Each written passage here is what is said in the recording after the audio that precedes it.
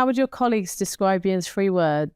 Disruptive, fun, and ambitious. Like sparkly. And sparkly. Very sparkly.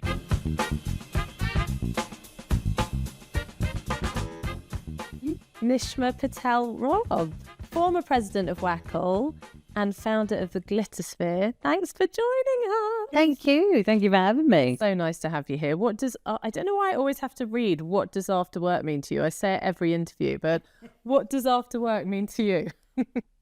After work means, I would love to say it's relaxation, but I don't believe that is. I think it is just the point when my brain gets to either reflect on the day. It still keeps turning, but there's definitely that it's a separation between the doing and perhaps sort of thinking and reflecting. Nice. And ideally going out and spending some time with other people. Let's talk about WACL. So you've just finished your tenure as you did a year as vice president and then a year as president, and you've just handed the reins over to Karen Stacey. That's right. Amazing. Shall I tell you my experience of WACL? Yeah, don't worry. And I'm sad about it, actually, because I would like to get involved. It's an amazing institution. I went, and this is, bear with me, like 12 years ago, and I was in a talk and I was sort of told to go get my colours done and to blow dry my hair, never go to work without my hair blow dried. And obviously WACL has come a very, very long way since then. But that was my only experience, and that's why I haven't really been back. What would you say to me as someone who, potentially should get involved again or should come back to WACL? So there was a time, I'm embarrassed about the fact, Jim, and I have to say I didn't really want to join WACL 10 years ago when I joined. No one had told me to blow up dry my hair or do my colours. I'm sure they would have liked to have, But the idea of your appearance or conforming, that is what they had been told. And I think that's a little bit, you look back, and one of my favourite parts, and, I would add to my kind of highs of being president and being in the club, has been meeting some of our oldest members. So there's a wonderful lady called Marion Pittman, who is 94 years old, and she's just incredible and gets about everywhere, comes to all the events.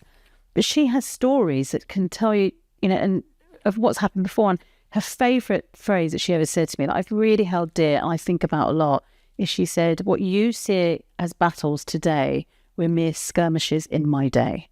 And that for me says it all. It's like progression momentum. The thing I would say to any women about, should I, shouldn't I? And there's never a should. I think it's really for you and when it's right and when you need it. I never knew I needed a community until I had one. The thing I love about WACL is not just shared history, but understanding of what each other's going through.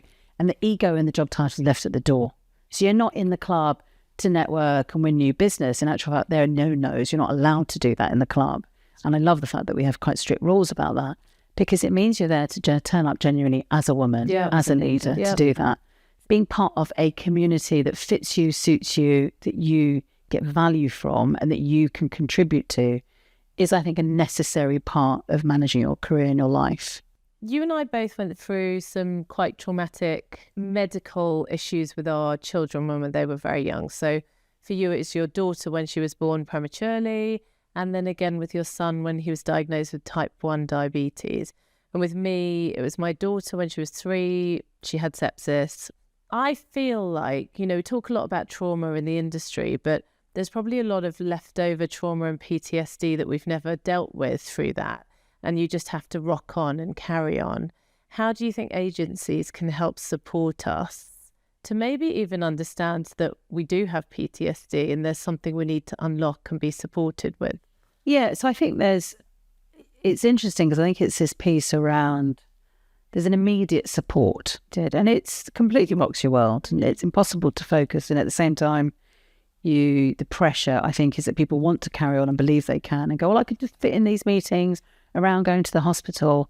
And you can't, and nor should you, right? It's not about what's being expected of you. Though, isn't it? It is distraction. But I think that piece about distraction is important. And one of the things that I have found has been helpful is to give them a project that has no jeopardy involved in it or no deadline, but they can feel that they're still contributing and connecting. And I think that's a smart way of keeping people engaged without putting an expectation or pressure on them. And then I think, we're not in a culture where, in the UK, where therapy is as kind of widely used as anything other than kind of an emergency situation.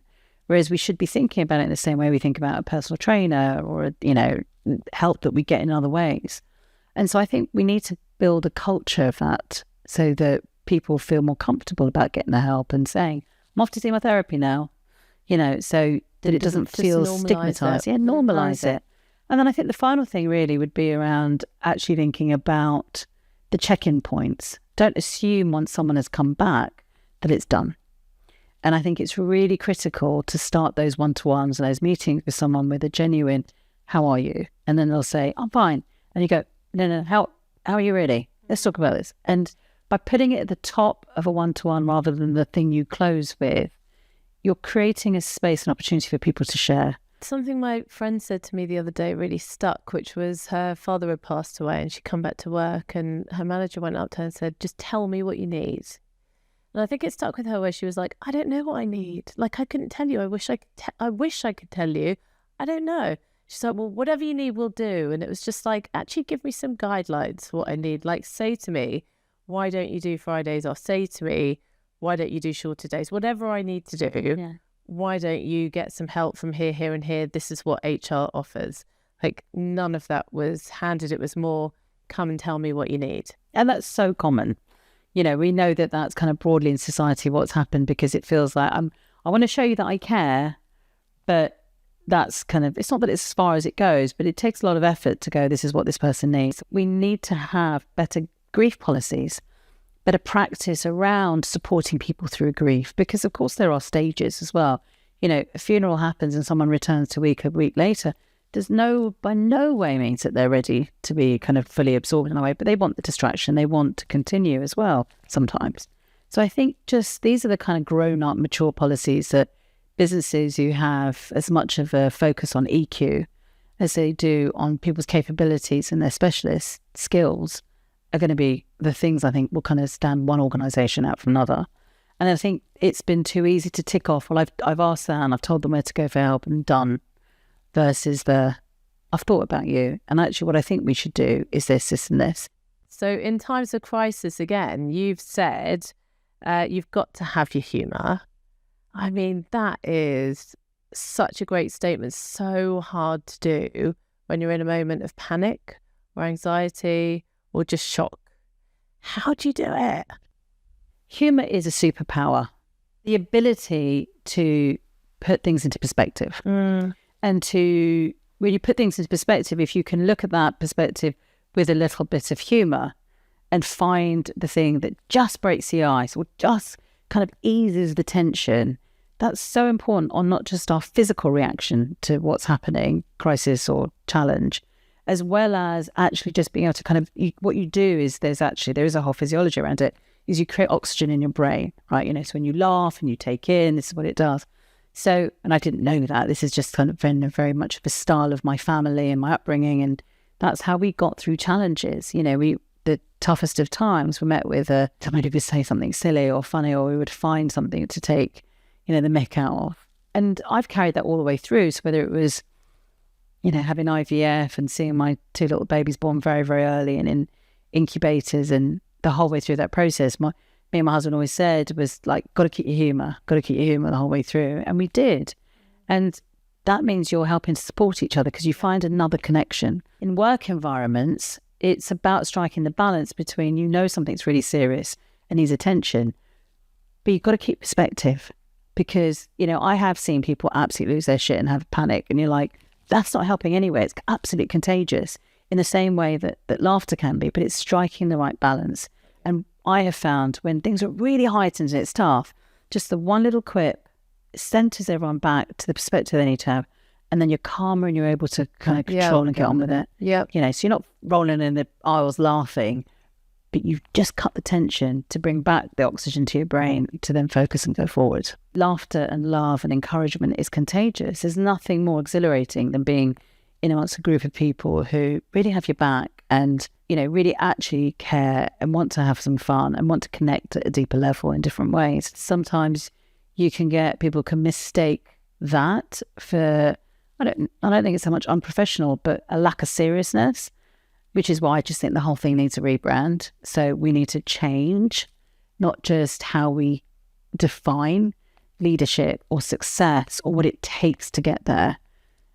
it's around actually, for a new generation and for our generation, for us, we're all going to live a really long time. I want to be able to do it in a way that's I'm smiling and having a bit of fun with it. We talk about people turning up with their true, authentic self. Well, there's nothing more authentic than being able to be attuned to what makes you smile as well. For sure.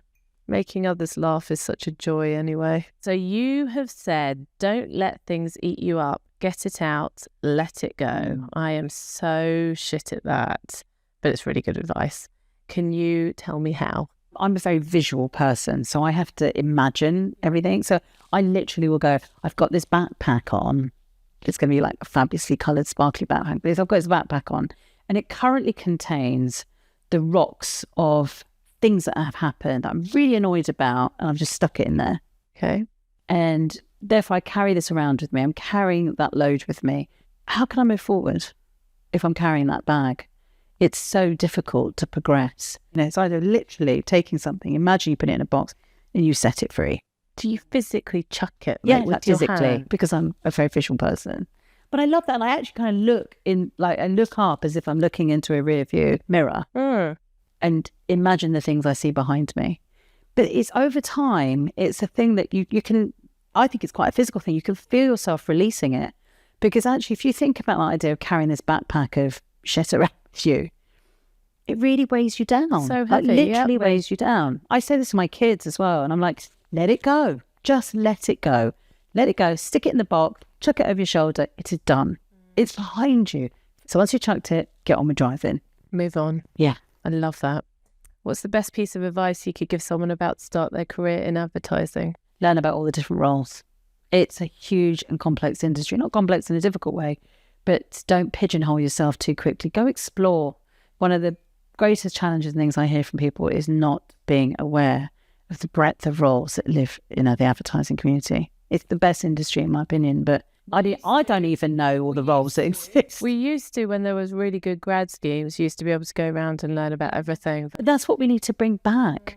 I think they're the most talented people who've been able to be exposed to so much of the industry and different types of roles. That way you also find your groove. This is my point about not moving soon enough. Find your groove quickly. Finish the sentence. If I wasn't in advertising, I would be I would be a broadcaster. Yeah. Be bloody good at it. We're done. Thank you so much for being here. You made my sofa sparkle. Oh, well, thank you very much. I've loved doing it.